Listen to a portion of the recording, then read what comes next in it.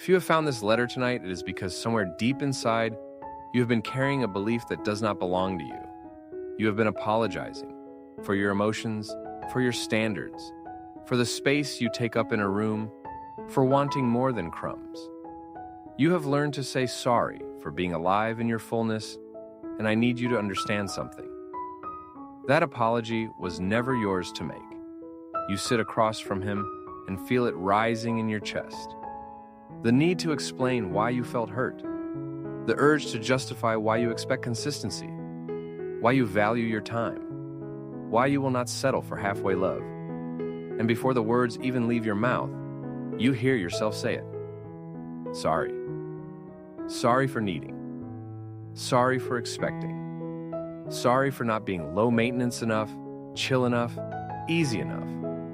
You have spent so long making yourself digestible that you forgot you were never meant to be consumed in pieces. He told you that you overthink, that you are too sensitive, that you make things harder than they need to be, and instead of questioning him, you questioned yourself. You turned inward and asked what was wrong with you. Why could you not just relax? Why could you not just go with the flow? Why did you need words when his actions were inconsistent?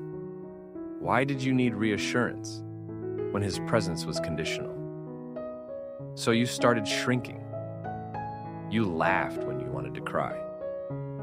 You stayed quiet when you wanted to speak. You convinced yourself that being smaller would make you easier to love. But here's what actually happened. You did not become easier to love. You became easier to manipulate, easier to dismiss, easier to keep around without commitment, easier to access without effort. A man who truly values you does not need you to minimize yourself to make space for him. He makes space for all of you. Your joy, your pain, your questions, your fire. A man who is intimidated by your fullness is not your man. He is a boy standing in a woman's presence, asking her to play small so he can feel big. Ruth did not apologize for her loyalty. She did not shrink her devotion to make Naomi comfortable. She did not tone down her commitment because it was unconventional or too much. She said, "Where you go, I will go." She planted herself in foreign soil and refused to back down from the weight of her own heart. And God did not call her excessive. He called her faithful. He called her worthy. He positioned her in the lineage of Christ because her fullness was never a flaw. It was the very thing that made her sacred. You were not created to be convenient. You were not designed to fit neatly into someone else's limitations. You carry the image of a God who feels deeply, who loves fiercely, who does not apologize for his intensity. When he loves, he does not hold back. When he pursues, he does not send mixed signals. When he commits, he does not waver, and you are made in that image. Your depth is not a defect. It is a reflection of the divine. The right man will not ask you to lower your voice. He will not flinch when you express a need. He will not make you feel like your expectations are burdens. He will meet your intensity with his own. He will see your fire and say, "Finally, someone who burns as bright as I do." He will not be afraid of your questions because he will have answers. He will not be annoyed by your emotions because he will have the emotional maturity to hold space for them. He will not call you too much because he will understand that a woman of substance requires a man of substance. But you will never meet that man while you are busy performing for boys who want you dim.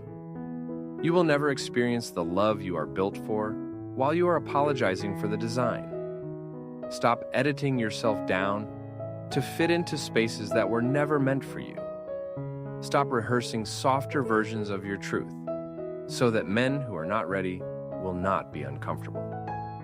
Stop carrying the shame of wanting what you deserve.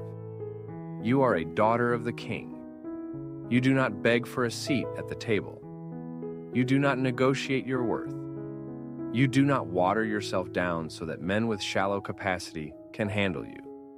You stand in your full height, and you let God bring forward the man who is ready to rise to meet you there. And if that means you stand alone for a season, then you stand. But you do not crouch. You do not fold. You do not apologize. The world will try to convince you that being too much is the reason you are still waiting. It will whisper that if you were just a little less, a little quieter, a little easier, you would be chosen by now.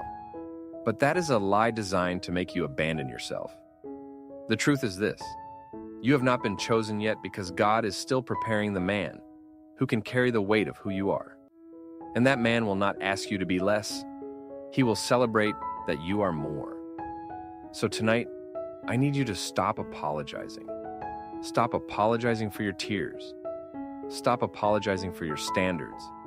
Stop apologizing for the fact that you will not settle. You are not too much.